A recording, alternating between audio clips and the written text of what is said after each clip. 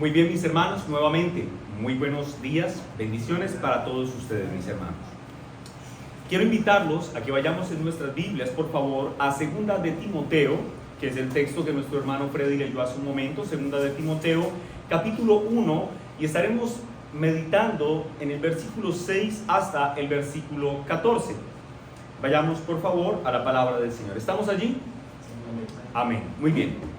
Dice así la bendita palabra del Señor. Por lo cual te aconsejo, recuerden que aquí Pablo le está escribiendo a Timoteo, le dice, por lo cual te aconsejo que avives el fuego del don de Dios que está en ti por la imposición de mis manos, porque no nos ha dado Dios espíritu de cobardía, sino de poder, de amor, de dominio propio. Por lo tanto, no te avergüences de dar testimonio de nuestro Señor ni de mí, preso suyo, sino participa de las aflicciones por el Evangelio según el poder de Dios, quien nos salvó y llamó con llamamiento santo, no conforme a nuestras obras, sino según el propósito suyo y la gracia que nos fue dada en Cristo Jesús antes de los tiempos de los siglos, pero que ahora ha sido manifestada por la aparición de nuestro Salvador Jesucristo, el cual quitó la muerte y sacó a luz la vida y la inmortalidad por el Evangelio, del cual yo fui constituido predicador, apóstol y maestro de los gentiles, por lo cual asimismo padezco esto, pero ¿qué? No me avergüenzo, porque yo sé a quién he creído y estoy seguro que es poderoso para guardar mi depósito para aquel día. Retén la forma de las sanas palabras que de mí oíste en la fe y amor que es en Cristo Jesús. Guarda el buen depósito por el Espíritu Santo que mora en nosotros. Amén. El título que le he dado al sermón del día de hoy es, en el que he hecho énfasis a lo largo de la lectura: no te avergüences. En el año de 1652, el puritano Thomas Brooks publicaría quizás su libro más reconocido, titulado Remedios Preciosos contra las Artimañas del Diablo. Es un libro maravilloso y yo aconsejo a todos, ojalá lo pudiéramos leer por lo menos un par de veces en nuestra vida. El propósito general del texto de Brooks tiene que ver con advertir a los cristianos sobre las múltiples estrategias o artimañas que Satanás va a utilizar para alejar a los cristianos de una fidelidad a Cristo. Sin embargo, hay uno de los capítulos, el libro en general es maravilloso, pero hay un capítulo en particular donde Brooks dice que Satanás está confabulado con dos enemigos más para destruir al hombre. Y Brooks dice, esos enemigos son la carne y el mundo. Y Brooks dice que los tres trabajan en conjunto con el propósito de llevar al hombre a caer en terribles decadencias espirituales, con el propósito de que éste abandone sus deberes espirituales y por último termine por alejarse del Señor. Y Brooks en este libro argumenta que una de las estrategias más eficientes que utiliza Satanás, el mundo y la carne para herir la espiritualidad de los creyentes es hacerles sentir vergüenza por causa de Cristo, que se sientan avergonzados por causa de su fidelidad a Cristo. Esta sensación de vergüenza, dice Brooks, hará que los cristianos quieran refrenar sus labios de profesar verdades espirituales, que quieran estar alejados o que no quieran dar ningún tipo de opinión respecto a lo que creen. Constantemente estos enemigos, el mundo, la carne y Satanás, van a susurrarnos múltiples argumentos para que tú sientas vergüenza de Cristo o de nuestra fe. Por ejemplo, a muchos Satanás, el mundo y la carne les dice: la fe que crees es una fe anticuada y obsoleta, que no puede ser comprobada por ningún método científico. ¿O acaso, dicen ellos, puedes comprobar el hecho de que Dios exista? O quizás dirán: tu fe es antiprogresista y es intolerante y no da campo a la diversidad y a las diferencias. En síntesis, tu fe te convierte en un intolerante, en un religioso o en un fanático despreciable.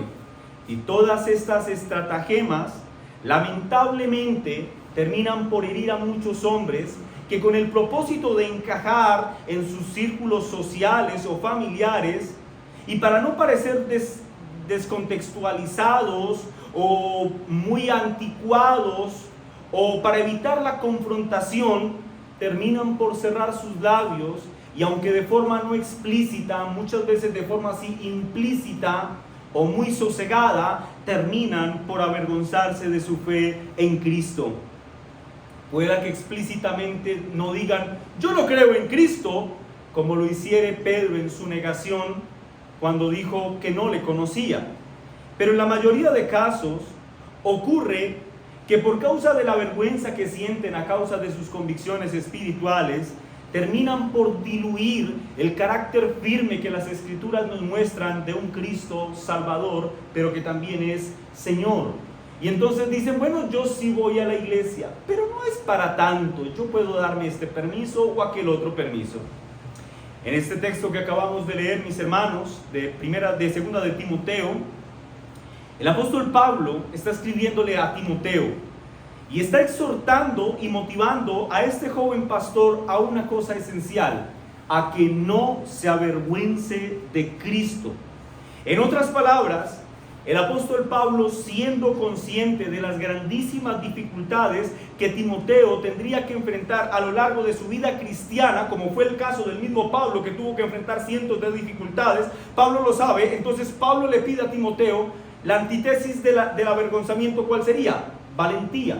Pablo le pide a Timoteo que sea valiente, que sea un ministro valiente, porque sabe que le sobrevendrán dificultades. Y es que, mis hermanos, la vida cristiana, a diferencia de lo que muchos mercaderes de la fe anuncian en nuestros días, no es un camino cubierto de rosas, donde todo lo que pasan son cosas positivas, hermosas y bonitas. No, mis hermanos, si la metáfora de la rosa sirve de algo, deberíamos decir que en la vida cristiana hay muchos callejones que no están cubiertos de pétalos, sino de tallos de rosas, que nos herirán y que nos causarán aflicción, pero que al final los cristianos, a pesar del dolor, sabemos que estamos tomados de la mano de nuestro Señor y que no importa cuán empedrado o espinoso sea el camino, seguimos peregrinando hacia la patria celestial.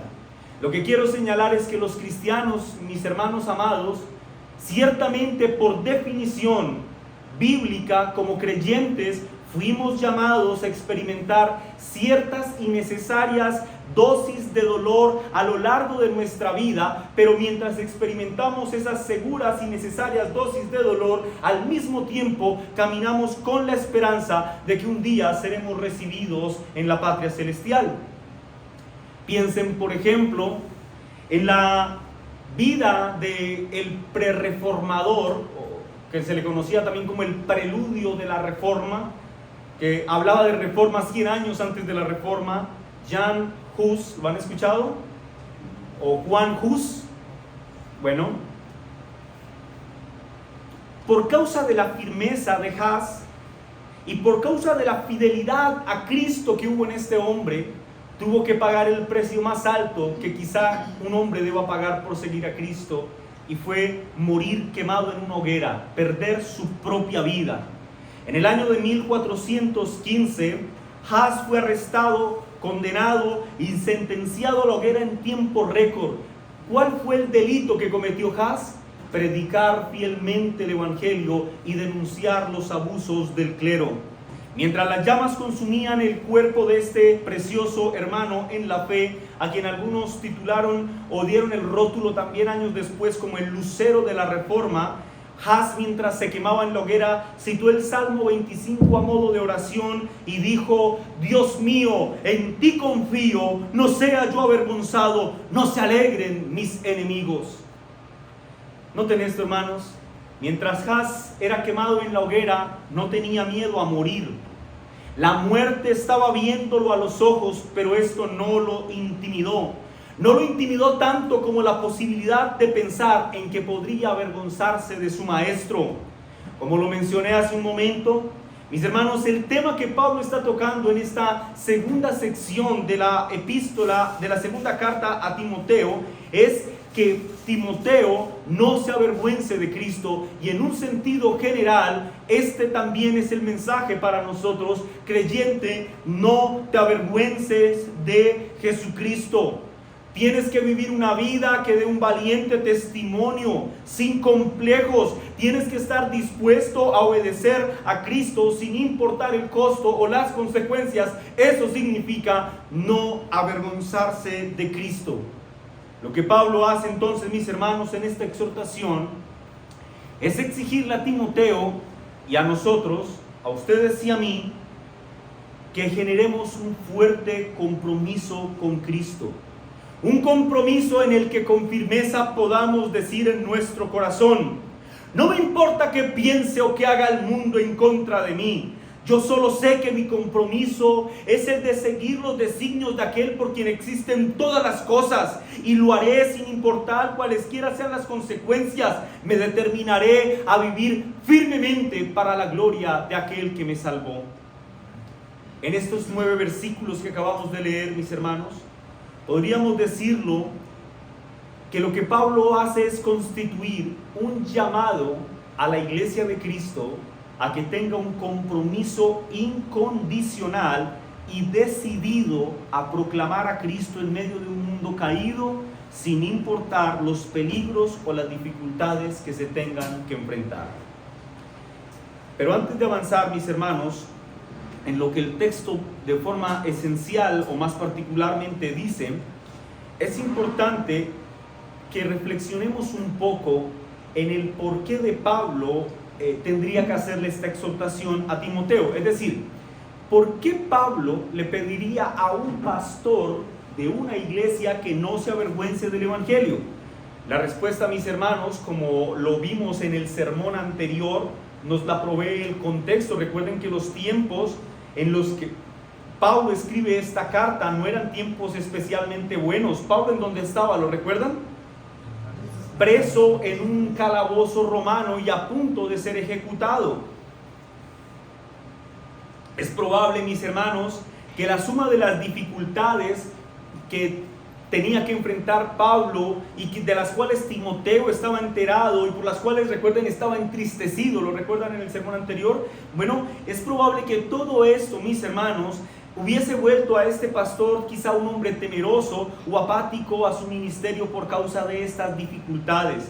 Timoteo tuvo que enfrentar, si ustedes lo recuerdan bien, la exposición de la primera epístola, Timoteo tuvo que enfrentar enemigos externos a la iglesia, pero sobre todo tuvo que enfrentar grandísimos enemigos dentro de la iglesia, a quienes Pablo define como los falsos maestros.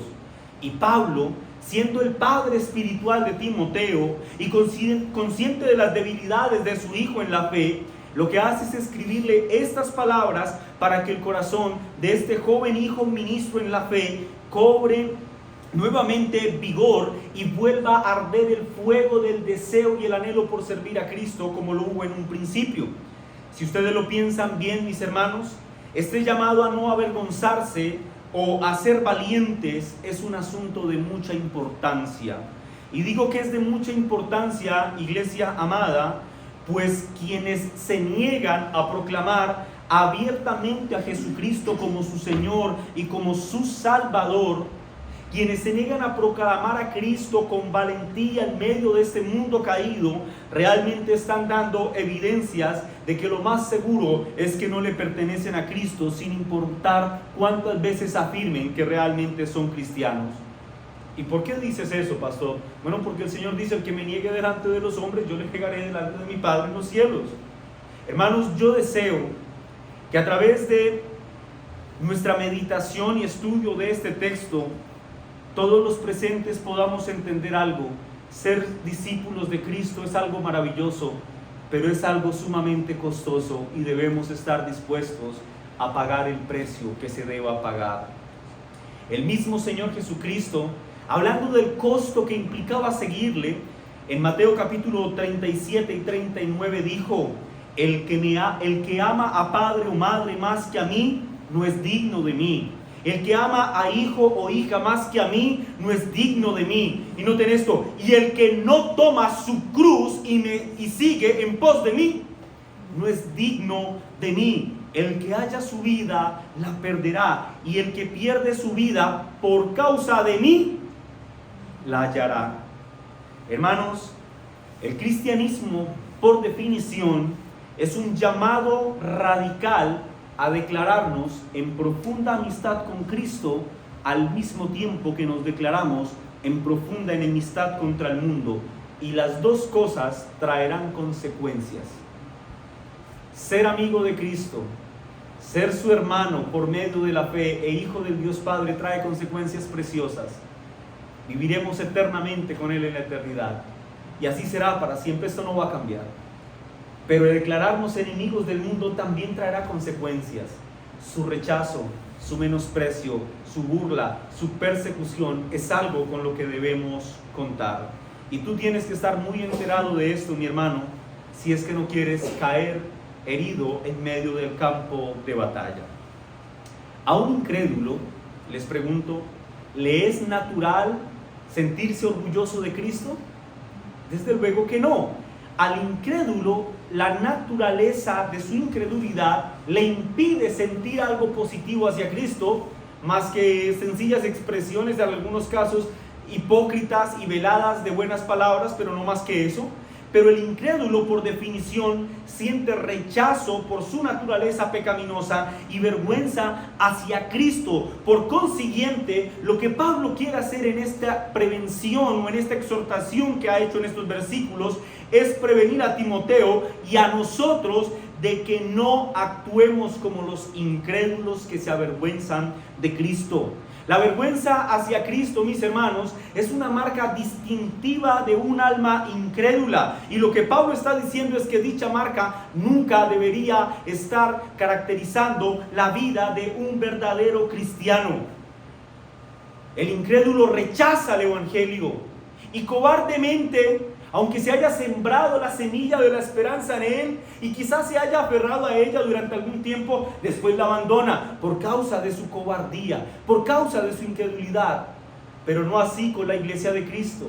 Una vez la semilla ha sido sembrada en el corazón del creyente, este se aferra a esta semilla y, como decimos popularmente, lo hace hasta que le llegue el agua hasta donde tenga que llegar. Dele el agua hasta donde le llegue. Seguirá aferrado a Cristo. Ahora bien, en el texto que estamos considerando en esta mañana, el apóstol Pablo, hablándole primariamente a Timoteo, pero también indirectamente a nosotros, Pablo lo que hace es establecer 4 formas o 4 principios por medio de los cuales tú puedes protegerte de caer en el terrible pecado de avergonzarte de Cristo. Eso es lo que Pablo hace. 4 formas o principios para evitar o para protegernos, sentirnos avergonzados de Cristo. El primer punto que Pablo toca a Timoteo y a nosotros es el no darle espacio al desánimo en el corazón. El segundo punto es aceptar la realidad del sufrimiento que nos sobrevendrá por causa de Cristo. El tercer punto es confiar en la seguridad que solo Cristo puede dar. Y el cuarto punto es aferrarnos a la sana doctrina. Veamos cada punto. Primer punto: no des espacio al desánimo en tu corazón. ¿Quieres protegerte del pecado, de la vergüenza hacia Cristo? Bueno, Pablo le dice a Timoteo y a nosotros: no des cabida al desánimo en tu corazón. Lean conmigo el versículo 6 y 7.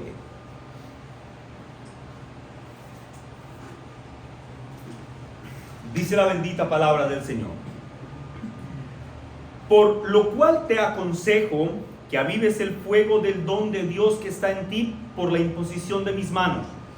Porque no nos ha dado Dios espíritu de cobardía, sino de poder, de amor y de dominio propio. Pablo le dice a Timoteo: por lo cual te aconsejo. Noten que Pablo está diciéndole esto basado en algo que le dijo anteriormente. ¿Y qué era lo que le estaba diciendo anteriormente? Que la fe que había en él era una fe no fingida. Es decir, ¿recuerdan lo que significaba no fingida? Que no era una fe de hipócritas. Y Pablo le está diciendo, mira, tú eres un cristiano y tienes sobre ti el legado de la cristiandad que viene desde tu abuela. ¿Recuerdan cómo se llamaba la abuela? Loida. Y tu madre, Eunice. Y esa misma fe verdadera que habitó en ellas, Pablo dice, estoy seguro que en ti también habita. Por eso le dice, por lo cual te aconsejo que avives, que enciendas el fuego que había en tu corazón para servir a Cristo. Teniendo en cuenta, mis hermanos, las circunstancias que estaba atravesando Timoteo cuando Pablo escribe estas palabras, uno puede entender que es muy probable que el fervor y la devoción de este joven pastor se estuviera de alguna manera enfriando. Así que Pablo, sabiendo que esto estaba ocurriendo, le dice a Timoteo, aviva el fuego del don que está en ti. Esta expresión avivar que utiliza Pablo aquí, en el original tiene que ver con esta imagen, con una hoguera que se ha apagado, ya no tiene llamas, pero tiene carbones que todavía tienen fuego. ¿Me hago entender? ¿Sí me entienden de lo que hablo? O sea, uno puede ver los carbones que no tienen una llama, pero si uno los sopla, ahí todavía hay fuego.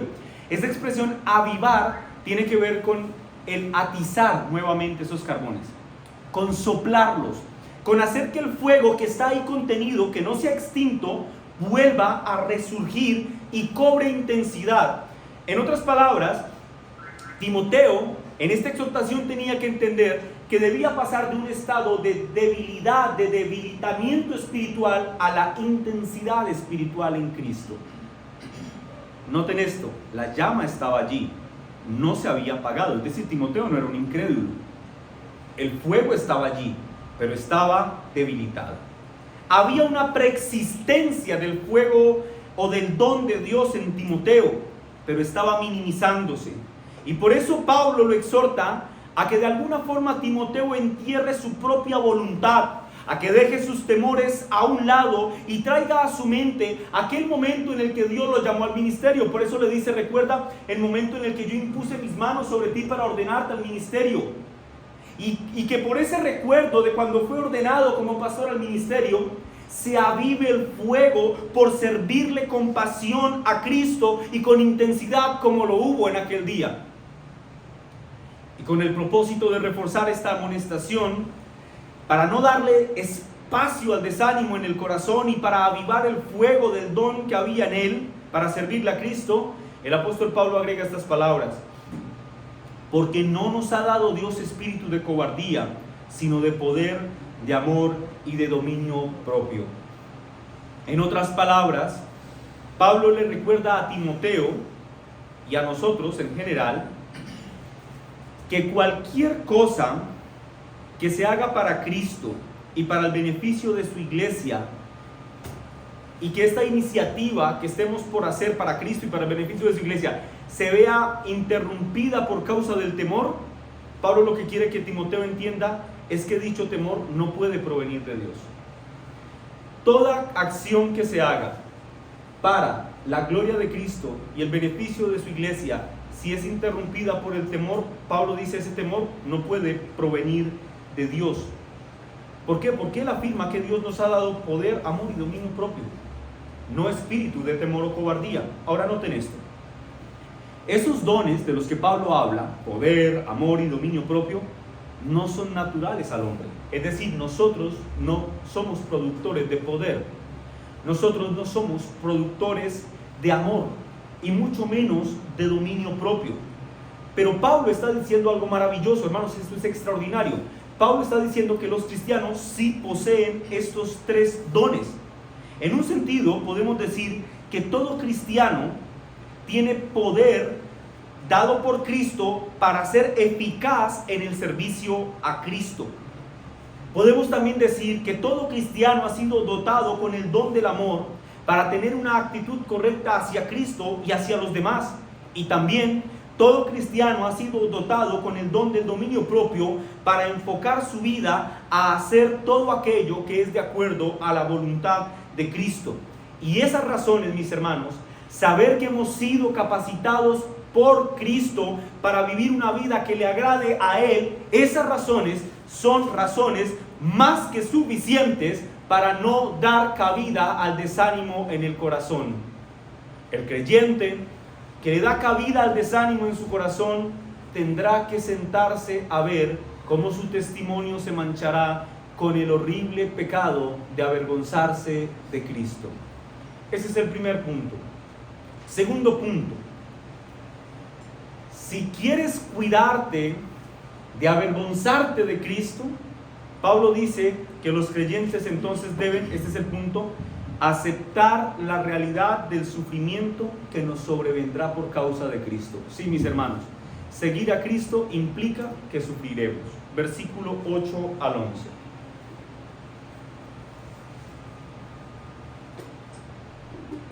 Por tanto, ¿qué dice allí?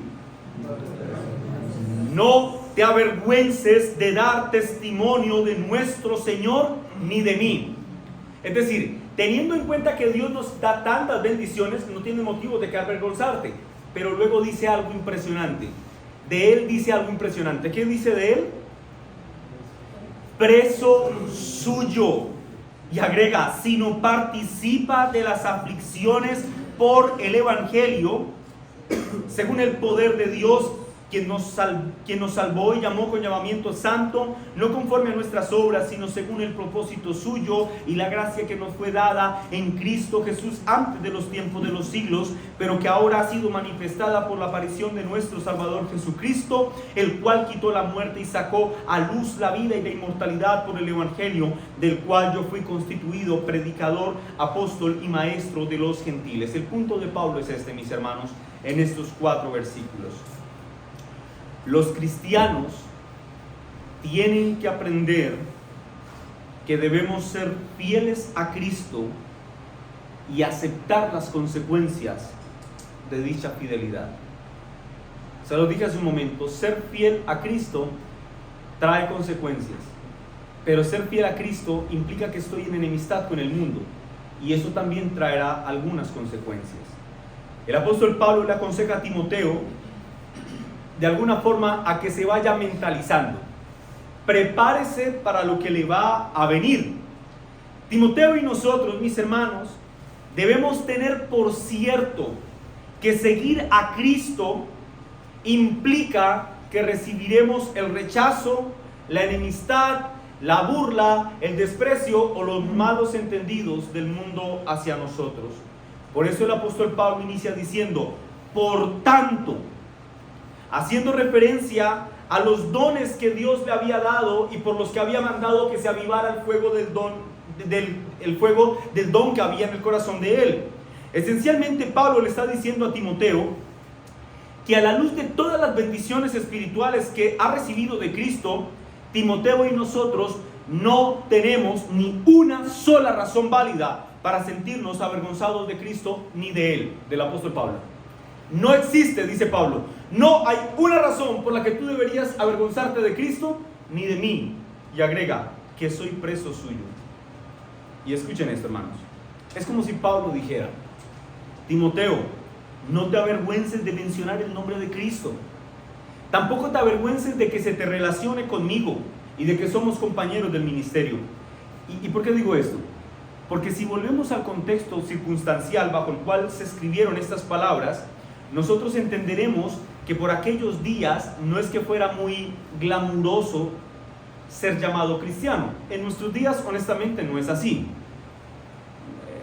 Digamos, ¿qué es lo peor que le pueden decir a uno por decir que uno es cristiano?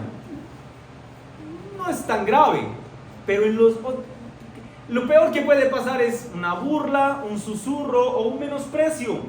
Pero en los días del apóstol Pablo, mis hermanos, el sufrimiento que se tenía que sobrellevar por ser cristianos era sustancialmente difícil.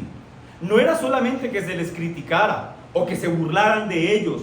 No, el que se declaraba cristiano se convertía en un objeto de persecución y en algunos casos esos perseguidos, ¿cómo terminaban?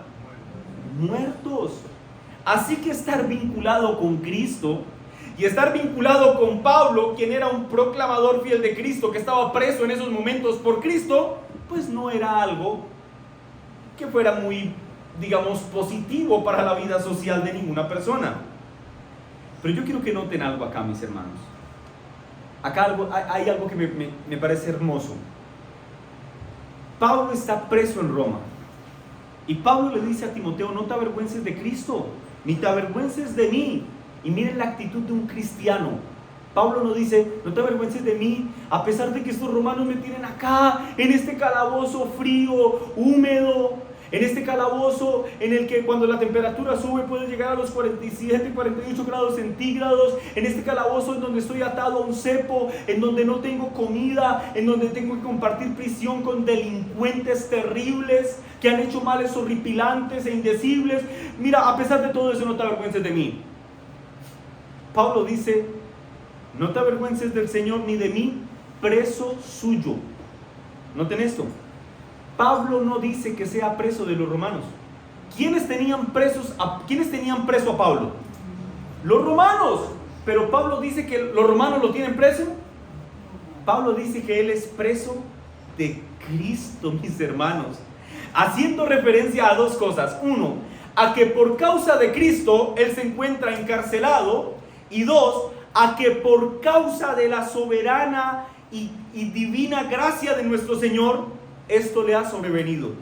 Pablo le recuerda a Timoteo que quien lo tiene en la cárcel no son los romanos, sino es la soberana gracia de Dios, quien gobierna y controla todas las cosas, y que en ese control soberano de todas las cosas ha permitido que él tenga que estar en esas hostiles circunstancias de encarcelamiento. Quien lo ha puesto en esa situación, dice Pablo, fue Cristo mismo. ¿Y ustedes notan queja en las expresiones de Pablo? En lo absoluto, preso suyo. Y se lo dice mientras le está diciendo: cobre ánimo, no se avergüence. Con el ánimo, hermanos, de que Timoteo se preparara para las terribles realidades que tendría que enfrentar, y a la que seguro nosotros también tendremos que enfrentar en algún momento de nuestras vidas. Pablo le dice a Timoteo: no te avergüences de Cristo, no te avergüences de mí. Y agrega: sino participa de las aflicciones por el Evangelio. ¿Escucharon eso? Lo llama a que participe de padecer, de sufrir por causa del Evangelio. Uno de estos astutos y osados predicadores de la nefasta y nauseabunda doctrina de la prosperidad seguramente le diría a Pablo: te estás volviendo loco. ¿Qué estás diciendo? ¿Cómo es eso de padecer? Si nosotros vinimos a ser más que campeones. No, mis hermanos, seguir a Cristo traerá serias consecuencias. Trajo muchas serias consecuencias en los días de Pablo, pero escúchame, también traerá consecuencias para ti hoy. Seguir a Cristo traerá consecuencias laborales, consecuencias relacionales, consecuencias sentimentales. Bueno, ese es el precio que vamos a pagar por seguir a Cristo. Tú debes contar con la oposición. Tú debes, creyente, contar con las burlas. Tú debes contar con el menosprecio y la ridiculización como un plato que se servirá a la mesa para que comas de él, si es que de verdad quieres seguir a Cristo. Vivimos en un mundo caído que aborrece al Señor y naturalmente aborrece a su iglesia. Hermanos, un cristiano que diga que nunca ha sufrido por causa de Cristo en un mundo caído, tiene que sentarse a reflexionar muy seriamente sobre si su cristiandad es real. Es imposible. Es imposible no sufrir en medio de este mundo. Todos los cristianos sufrimos por causa de Cristo. Todos en algún momento tuvimos que soportar el rechazo de nuestra familia cuando dijimos que ahora éramos cristianos. El menosprecio, la burla, el alejamiento de una persona que era muy cercana a nosotros, la presión del círculo social o laboral. Bueno, eso hace parte de seguir a Cristo. Cuando tú confrontes el pecado de tu esposo, de tu esposa incrédula, de tus hijos incrédulos, de tus padres incrédulos, de tus hermanos incrédulos, de tus amigos incrédulos, y les des testimonio de una vida santa, ¿qué va a pasar? Ellos se van a llenar de gozo y se van a arrepentir de sus pecados cuando confronten sus acciones pecaminosas. No, en la mayoría de casos se sentirán ofendidos y entonces tratarán de callarte. Y tú tendrás en aquel momento que pagar el precio por serle fiel a Cristo Jesús. En 2 de Timoteo, en el capítulo 3, versículo 2, esto lo vamos a exponer más adelante, pero Pablo escribe uno de los textos, hermanos, que para mí más ha sido trascendental en mi vida cristiana. Pablo dice: y también todos los que quieran vivir piadosamente en Cristo Jesús padecerán persecución. Hermanos, a uno le gustan mucho las promesas de que el Señor nos librará de la aflicción, del peligro, de que Él tendrá cuidado de nosotros en el día malo, pero esto también es una promesa. Los cristianos, si queremos vivir piadosamente en Cristo Jesús, tengan por cierto esto: padeceremos persecución. Esto es una realidad. El sufrimiento para el cristiano, mis hermanos, es algo real. Y si tú quieres protegerte de caer en el horripilante pecado de sentirte avergonzado de Cristo, bueno, tú debes asumir esta realidad desde hoy. Sí, un día se te señalará por ser cristiano. Un día tu jefe en el trabajo te va a proponer que hagas algo que no sea tan correcto. Y ese día tendrás que asumir tu cristianismo y decir no. O decir sí según corresponda. Y con el propósito, mis hermanos, de darle una base sólida y muy doctrinal, como suele hacer Pablo. Recuerden, Pablo es un hombre de doctrina práctica, de darle una base muy sólida a estos padecimientos que debemos enfrentar. Pablo guía a Timoteo y a nosotros a que recordemos la doctrina de la salvación, la soterología. Mira lo que dice el versículo 8 en su parte final y 9 en adelante. Dice: según el poder de Dios, quien nos ¿qué? Nos salvó y nos llamó con llamamiento santo, no conforme a nuestras obras, sino según el propósito suyo y la gracia que nos fue dada en Cristo Jesús. ¿Cuándo? Antes de los tiempos de los siglos, pero que ahora ha sido manifestada por la aparición de nuestro Salvador Jesucristo, el cual quitó la muerte y sacó a luz la vida y la inmortalidad por el Evangelio, del cual yo fui constituido predicador, apóstol y maestro de los gentiles. En estas líneas, el apóstol Pablo nos recuerda la doctrina de la salvación y a través de ella nos provee una base sólida para abastecer nuestro corazón con firmeza, para no temer a los padecimientos y para no doblar nuestra rodilla frente al mundo, la carne o Satanás. Conviene que la iglesia de Cristo una y otra vez recuerde la soberana obra de Dios en la salvación, esa que realizó para nosotros en Cristo Jesús, y que por cuenta de esa obra soberana de redención cobremos fuerza para seguir adelante a pesar de los padecimientos. Ese es el segundo punto. Ahora vayamos al tercero.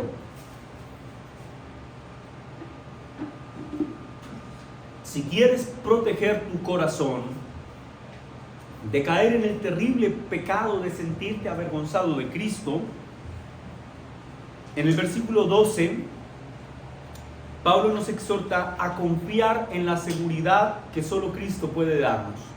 Versículo 12. Por lo cual asimismo padezco esto, pero ¿qué? No me avergüenzo.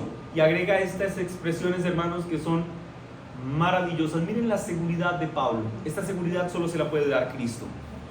Porque yo sé a quién he creído y estoy seguro que es poderoso para guardar mi depósito para aquel día.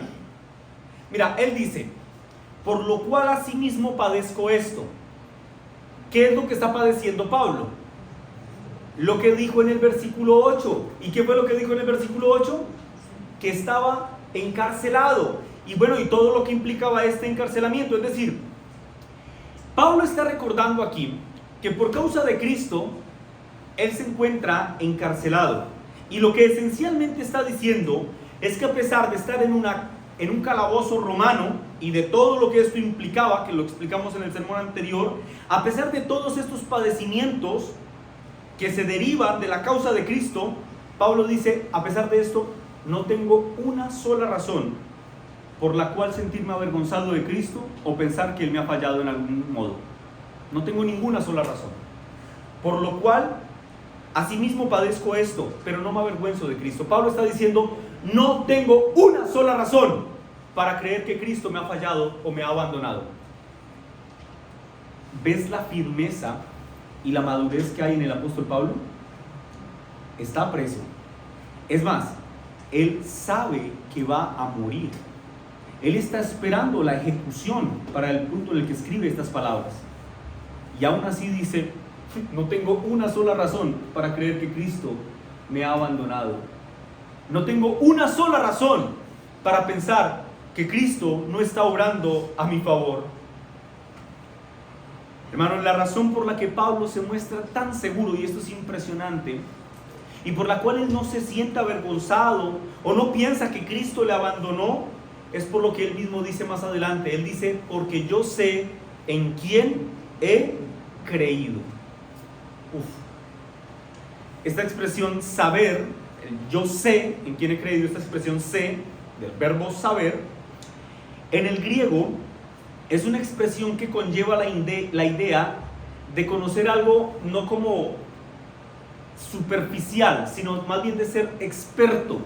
Por ejemplo, yo digo, yo sé que la camisa de mi hermano Freddy es azul, pero no soy un experto en telas.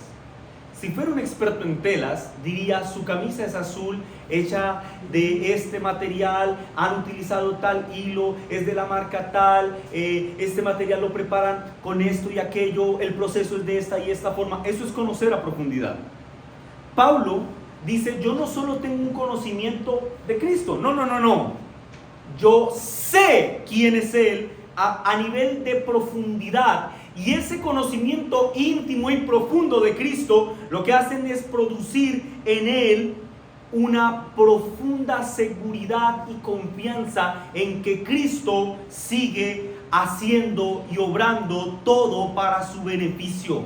Pablo está seguro de que su vida, mis hermanos, está siendo dirigida por aquel que ha cimentado la existencia misma. Pablo tiene un conocimiento salvífico de Cristo y por eso él está seguro de que a pesar de las circunstancias que son difíciles, Cristo jamás le ha desamparado.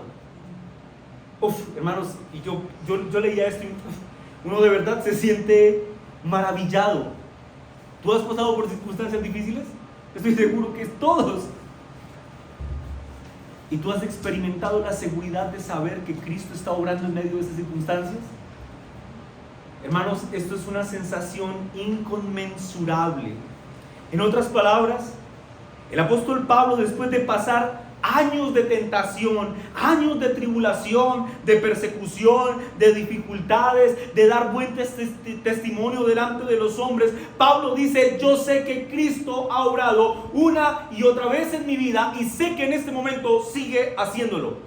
Y sigue haciéndolo tan fielmente que me llevará hasta el destino final. Por eso él dice que le guardará ¿hasta cuándo? Hasta aquel día. ¿A qué hace referencia esta expresión, aquel día? A ese día, hermanos, esto es hermoso. A ese día en el que los creyentes estaremos ante el tribunal de Cristo. Aquel tribunal donde la obra de cada uno será manifiesta y donde cada uno, como dice Pablo escribiéndole a los Corintios, cada uno recibirá según lo que haya hecho mientras estaba en el cuerpo, sea bueno o sea malo. Pablo está diciendo, yo sé que Él me guardará hasta que me juzgue. Eso es precioso, hermanos. En otras palabras, Pablo, podríamos decir que estaba completamente confiado en la doctrina de la preservación cristiana. Cristo perseverará en nosotros para que nosotros perseveremos en Él. En Juan 10:27 el Señor dice, mis ovejas oyen mi voz y yo las conozco y me siguen y yo les doy vida eterna y no perecerán jamás, ni nadie las arrebatará de mi mano. Mi Padre que me las dio es mayor que todo y nadie puede arrebatar de la mano de mi Padre. Nadie nos separará del amor de Cristo, dijo Pablo en Romanos. Nada ni nadie nos arrebatará de Él. Estas palabras, mis hermanos, son espectaculares. y ciertamente cumplen un propósito, y es protegernos de caer en ese terrible pecado de sentirnos avergonzados de Cristo cuando las cosas vayan mal. No, nosotros estamos confiados en aquel que todo lo ha hecho por nosotros hasta entregar su vida. Pero además de esto, mis hermanos, yo estoy seguro que estas palabras también proveen para cualquier creyente dosis abundantes de ánimo en el corazón al reconocer que Satanás, confabulándose con todos sus demonios, no puede separarnos ni un milímetro de las amorosas manos de Cristo. Qué gran consuelo saber que nadie nos arrebatará de las manos del Señor. Sirvas esto también para entender que es imposible que la salvación se pierda. Punto número 4. Si se quiere proteger el alma, si se quiere proteger el corazón del cristiano de caer en el pecado de sentirse avergonzado de Cristo, Pablo dice: aférrate a la sana doctrina. Versículo 13 y 14.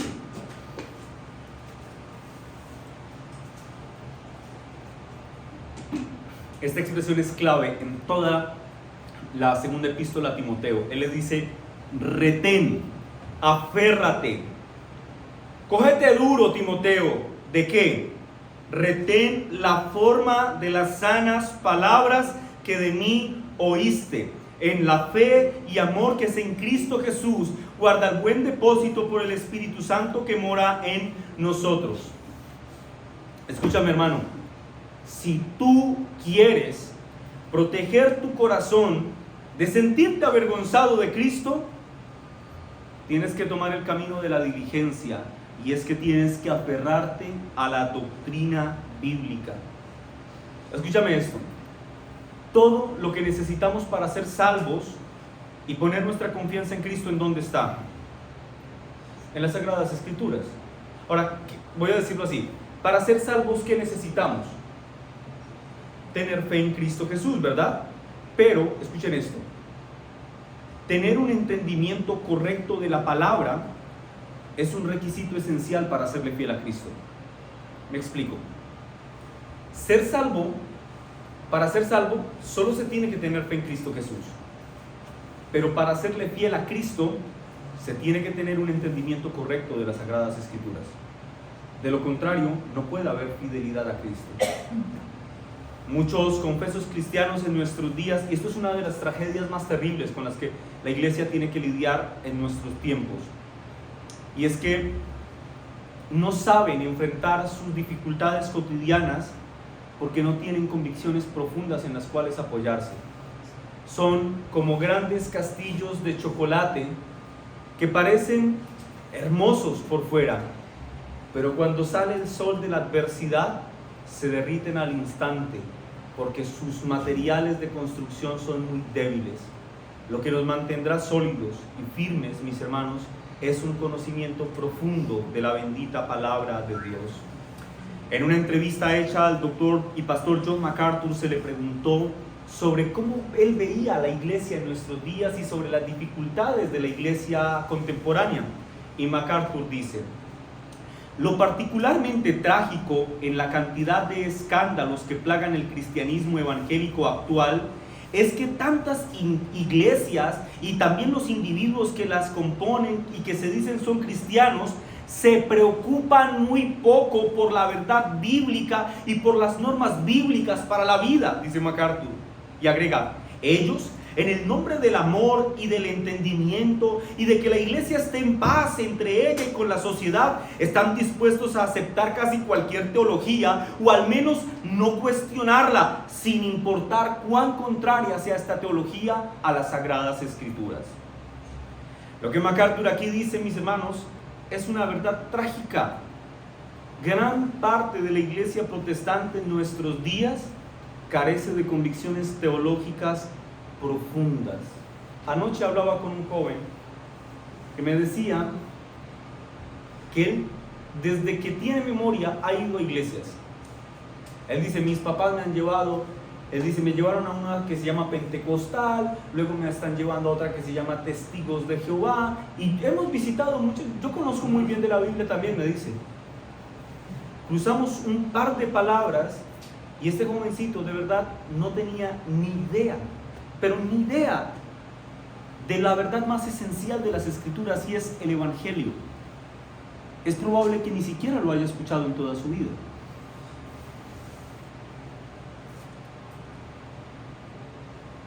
Uno puede darse cuenta, mis hermanos, que la iglesia contemporánea tiene un serio problema doctrinal cuando uno se encuentra a personas, y esto es bien usual, o sea, esto es tan lamentable que es usual. Uno se encuentra a personas en redes sociales tratando, o más bien presentándose en desacuerdo contra todo lo que tenga que ver con doctrina. Porque para muchos los conceptos doctrinales en su mente tienen que ver con legalismos, con formas arcaicas, y para ellos la doctrina es contraria al amor y al cristianismo en sí mismo. No me hables de doctrina, a mí háblame de amor. ¿Y acaso el amor bíblico no es una doctrina? La situación, mis hermanos, es tan absurda que en muchos contextos de estos de los que estoy hablando, cuando se habla de doctrina, se habla para ridiculizarla. Mira los estudiosillos, mira los secos de corazón. Pero contrario a ese torpe pensamiento que impera en los corazones de muchos en nuestros días, el apóstol Pablo aquí enseña una verdad elemental, mis hermanos, y es que la sana doctrina es indispensable para una vida cristiana correcta. Una sana doctrina bien entendida en el corazón de un cristiano lo llevará a vivir una vida más santa. Lo contrario también es cierto. La ausencia de sana doctrina hará que ese individuo camine desordenadamente y muchas veces de forma pecaminosa, y él va a creer que está haciendo las cosas bien. Muchos de nosotros que venimos de contextos carismáticos, como es mi caso, hoy miramos hacia atrás y recordamos las locuras que hacíamos y sabemos que estábamos haciendo algo contrario a la voluntad del Señor, lo sabemos ahora, pero en ese momento creíamos que estábamos bien. Creíamos que eran los más espirituales, ayunando 6 días seguidos tomando solo agua. Es que yo sí soy muy espiritual.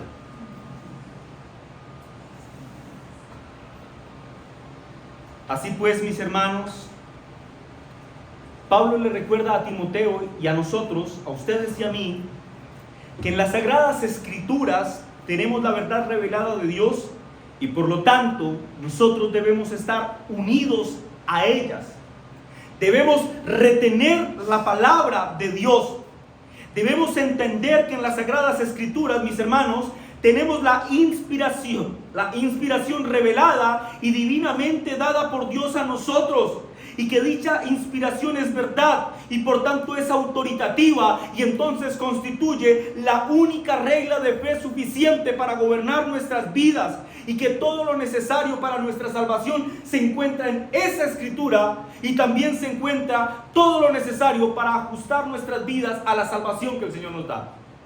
Todo está en la palabra del Señor. Así pues, mis hermanos, la valentía en el ministerio cristiano y en la vida cristiana en general no puede ser posible sin convicciones bíblicas fuertes. Pero, ahora noten algo, esto es hermoso. Para evitar caer en los extremos, el apóstol Pablo añade que las fuertes convicciones bíblicas deben enseñarse en 2 principios: en fe y en amor, que es en Cristo Jesús. ¿Lo notan? ¿Saben lo que significa esto? El apóstol Pablo quiere evitar los extremos. Quiere que evitemos controversias y vanas palabrerías cuando se trate de doctrina. Hermanos, ninguno de nosotros debería tomar el conocimiento teológico como una espada con la que busque herir al que se le atraviese por el camino. Yo recuerdo tiempo atrás, fue con el doctor Sam Brennan. Iniciamos la clase de teología pactual y todo el mundo tenía mucha expectativa por algún tema que iba a tocar y muchísimas preguntas que hacer al respecto sobre paidobautismo.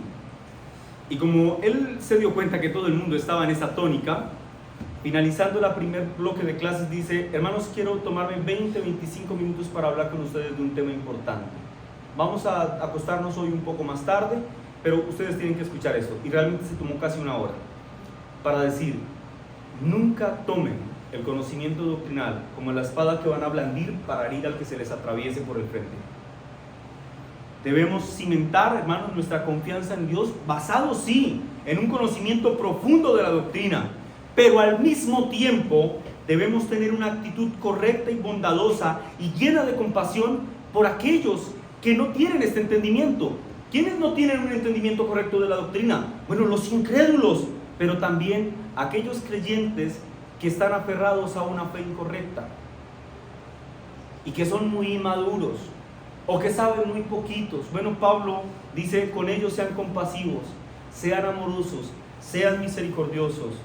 De esta forma, hermanos, seguramente podremos conducirlos a un entendimiento sólido de la palabra del Señor. Ahora, frente a este punto de la sana doctrina, yo quiero afirmar algo importante, y es que como creyentes, cuando se habla de doctrina, se está hablando de la responsabilidad que nosotros tenemos delante del Señor. La doctrina, mis hermanos, no es algo que se aprende cogiendo la Biblia y poniéndola así encima. No es algo que se aprende con dedicación, con esfuerzo, con estudio. Y esa es nuestra responsabilidad. Si queremos mantenernos libres de sentirnos avergonzados cuando nos digan: ¿cómo así? ¿Usted cree que Dios creó todo en 7 días de 24 horas? ¡Qué ridículo eso! Entonces tú vas a poder responder con valentía: ¿cómo así? ¿Usted cree que todo se creó de la nada, cuando la nada se estrelló con la nada, y que todo ocurrió a través de un proceso evolutivo a través de miles y miles y miles de millones de años, proceso que por cierto es incomprobable? Debemos retener, mis hermanos, la sana doctrina si es que queremos serle fieles al Señor. Quiero dar un par de conclusiones, aplicaciones prácticas para finalizar. Nosotros podríamos resumir la idea del sermón en 2 aspectos: un aspecto positivo y un aspecto negativo. En su aspecto negativo, ¿cuál es el mensaje central del Evangelio? No te avergüences. Y en su aspecto positivo, el mensaje sería: sé valiente, cobra ánimo si es que quieres vivir dignamente para el Señor en medio de un mundo caído. Y yo quiero finalizar, mis hermanos, leyendo para ustedes las palabras dichas por John Hus o Huss mientras era quemado en la hoguera. De hecho, dijo muchas cosas mientras lo estaban quemando. Abro paréntesis, por cierto, mientras lo estaban quemando dijo: ustedes hoy queman un ganso, pero en 100 años no podrán quemar al cisne que aparecerá. Y providencialmente 100 años después, ¿saben quién nació? Calvino, uno de los más grandes referentes de la Reforma Protestante. Pero no era lo que quería decir. Eso fue un paréntesis, cerremos. Mientras Hus está siendo quemado en la hoguera, fue atado con cadenas para que no se bajara. Y Hus dice: mi Señor Jesucristo fue atado con una cadena más dura que esta para mi bien. Así que, ¿por qué debería yo avergonzarme por esta frágil cadena oxidada?